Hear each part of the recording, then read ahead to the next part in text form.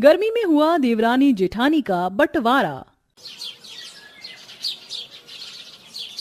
करण, रोना बंद करो। मैं जानता हूँ माता पिता हमें छोड़कर चले गए हैं, लेकिन तुम चिंता मत करो।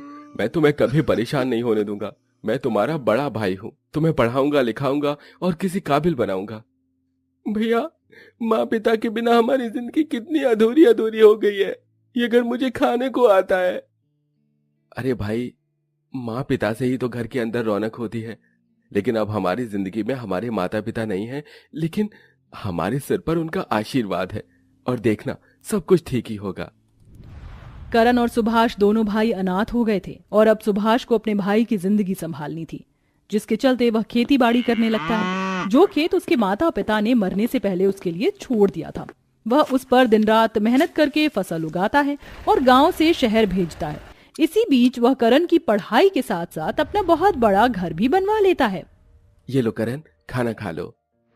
ये क्या भैया, आज फिर से आपने खाना जला दिया। कितनी बार कहा है कि शादी कर लो, घर में भाभी आ जाएगी तो घर संभालने वाला कोई तो होगा। अगर घर संभालने वाली ही सही नहीं आई तो? भैया, आपको अपनी जिंदगी शुरू करनी चाहिए। वैसे भी कुछ दिनों बाद मैं शहर चला जाऊंगा। मैं चाहता हूँ जाने से पहले आप इस घर में भाभी ले आओ।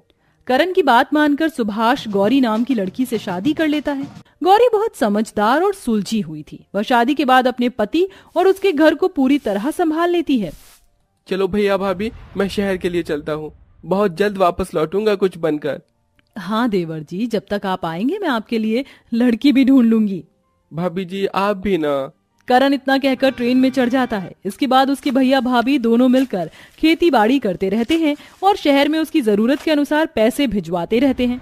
देखते ही देखते 7-8 साल हो जाते हैं। इस बीच गौरी और सुभाष को एक बेटा भी हो जाता है, जो अब 7 साल का होता है।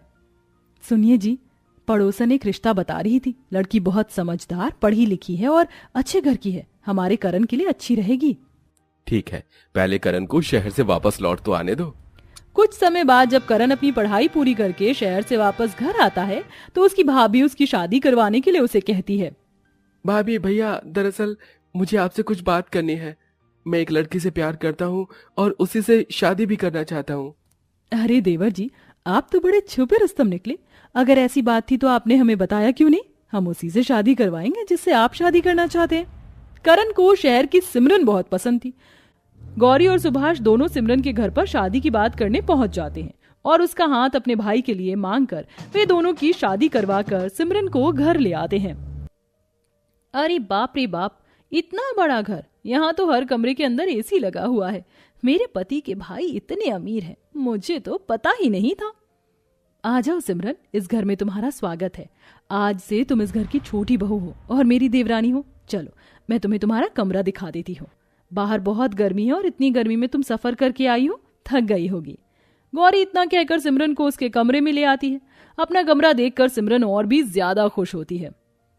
ये कमरा तो बहुत अच्छा है। चलो अच्छा है, इसमें एसी लगा हुआ है, कम से कम गर्मी तो नहीं लगेगी। तुम आराम करो, अगर कुछ भी चाहिए हो या मेरी मदद की जरूरत हो तो मुझे बता देना।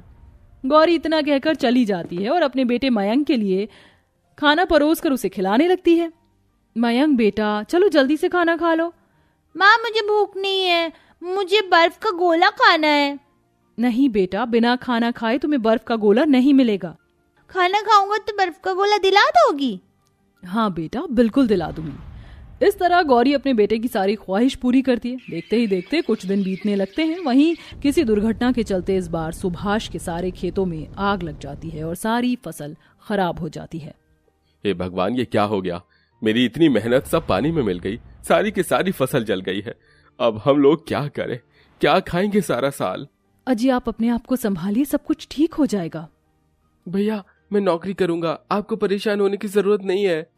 इस तरह करण नौकरी करने लगता है, जिसके चलते वह घर भी संभालता है। कुछ पैसे अपने भैया भाभी को भी देता है और अपनी जरूरत के हिसाब से पैसे बचा लेता है। लेकिन ये सब देखकर सिमरन को अंदर ही अंदर जलन होने लगती है। आज तो मेरे पति की सैलरी से हिस्सा ले रहे हैं, कल को इस प्रॉपर्टी को भी अपने नाम कर लेंगे। नहीं, मैं ऐसा नहीं होने दे सकती। ये सब मेरा है, आने वाले टाइम पर ये सब मेरे बच्चों को ही मिलना चाहिए। मुझे कुछ ना कुछ तो करना ही होगा। इस तरह सिमरन सबसे पहले अपने पति को प्रॉपर्टी के लालच में फंसा लेती है। देखो जी, आपकी नौकरी प्राइवेट है, कब छूट जाए कुछ पता नहीं, और कब तक अगली नौकरी मिलेगी ये भी नहीं पता। देखो, मुझे तो गौरी दीदी बहुत तेज लगती हैं। मैंने उन्हें सुना था प्रॉपर्टी के बारे में बात करते हुए। कहीं ऐसा ना हो वो सारी प्रॉपर्टी हम लोगों से छीन ले। नहीं, ऐसा नहीं हो सकता। मैं ऐसा नहीं होने दूंगा। इस प्रॉपर्टी में मेरा भी तो हिस्सा है। इसीलिए तो मैं आपको समझा रही हूँ, समय रहते अपने हिस्से पर कब्जा कर लीजिए, कहीं आगे जाकर हम हिस्से में बंटवारा भी ना ले पाए।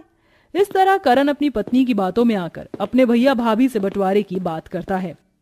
मुझे आप लोग मेरा हिस्सा दे दो, मुझे और कुछ नहीं चाहिए। ये रहे प्रॉपर्टी के पेपर्स, इन पर साइन कर दो भैया। माँ, चाचू क्या बात कर रहे हैं? क्या ये हमसे अलग होना चाहते हैं? चाचू, ऐसा मत कीजिए, हम सब एक साथ ही रहेंगे।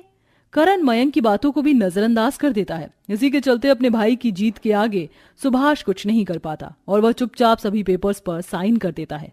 बंटवारे के हिसाब से घर का सारा हिस्सा सिमरन अपने पति के नाम करवा लेती है और वहीं घर का एक स्टोर रूम सुभाष और गौरी को मिलता है। माँ, यहाँ कितनी गर्मी है, बहुत गर्मी लग रही है। हम अपने एसी वाले रूम में क्यों नहीं है माँ? बेटा, तुम्हें गर्मी लग रही है? रुको, मैं तुम्हें हवा करती हूँ। गौरी हाथ वाले पंखे से मयंक को हवा करने लगती है। इस स्टोर रूम में कितनी गंदगी है, इसे हमें साफ करना होगा। और यहाँ एक खंबे की भी जरूरत है, लेकिन पंखा खरीदने के लिए भी मेरे पास पैसे नहीं है। साफ सफाई तो मैं कर दूंगी, लेकिन पैसे कहाँ से आएंगे पंखे के लिए? मैं सोच रहा था कि थोड़ा सा कर्जा उठाकर खेती बाड़ी दोबारा से करूं। ठीक है जी, इस बार मैं भी आपकी मदद करवाऊंगी। दोनों पति पत्नी इस तरह खेती बाड़ी करते हैं। कड़ी धूप में उन्हें बहुत गर्मी लगती है, तो वहीं दूसरी तरफ स्टोर रूम की टूटी हुई खिड़कियों से और टूटी हुई छत से धूप की किरणें घर के अंदर आती हैं, जिससे घर में बहुत ज्यादा गर्मी होती है। अब इसका क्या करें? ये जो धूप घर के अंदर आती है, इससे हमारा घर पूरा गर्म हो जाता है। खेती के चारों तरफ हरी हरी घास हो रही है, उन्हें काटकर इन जगहों पर लगा देते हैं। ठंडी घास से घर गर्म होने की जगह ठंडा हो जाएगा। इस तरह दोनों पति पत्नी गर्मी में घास काट कर लाते हैं और उसे खिड़की से लेकर छत पर लगा देते हैं। इसके बाद उनके घर में धूप आनी बंद हो जाती है और उनका कमरा भी ठंडा रहता है। वहीं दूसरी तरफ देवरानी बंटवारे के बाद एसी की ठंडी हवा में आराम से रह रही होती है। अब तो इस पूरे घर पर मेरा ही कब्जा है। किसी भी कमरे में जाकर कोई भी एसी ऑन कर सकती हूँ और कहीं से भी ठंडी हवा खा सकती हूँ। गर्मी का तो नामो निशान तक नहीं है। सिमरन बड़े ही घमंड में ये सब कह रही थी कि तभी बिजली कट जाती है और घर में एसी से लेकर पंखे सब बंद हो जाते हैं। अरे ये क्या, बिजली कैसे कट हो गई? शाम को जब करण वापस लौटता है तो वो बहुत उदास होता है। सिमरन, दो बुरी खबरें हैं। पहली कि मेरी नौकरी छूट गई और दूसरी कि पूरे 50,000 का बिजली का बिल आया है।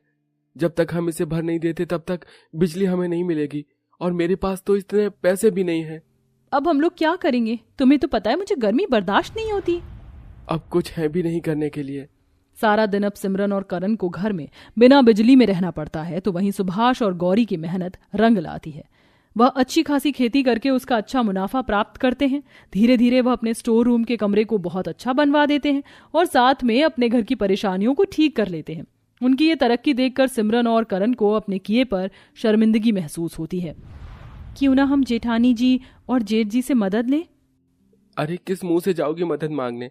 याद है ना, हम लोगों ने उनके साथ कितना बुरा किया। सारा घर अपने हिस्से में कर लिया और उन्हें गर्मी में मरने के लिए छोड़ दिया। इस तरह सिमरन और करण दोनों परेशान बैठे थे, तभी गौरी उनके पास आती है। ये लो देवरानी जी, पूरे 50,000 रुपए हैं। बिजली दफ्तर में ये पैसे भर देना, इसके चलते बिजली वापस आ जाएगी।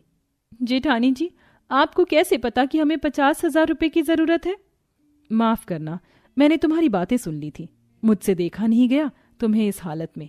यह सुनते ही सिमरन की आंखों में आंसू आ जाते हैं और वह गलती का पछतावा करते हुए गौरी को गले से लगाकर माफी मांगती है। अरे रोने की जरूरत नहीं है, सब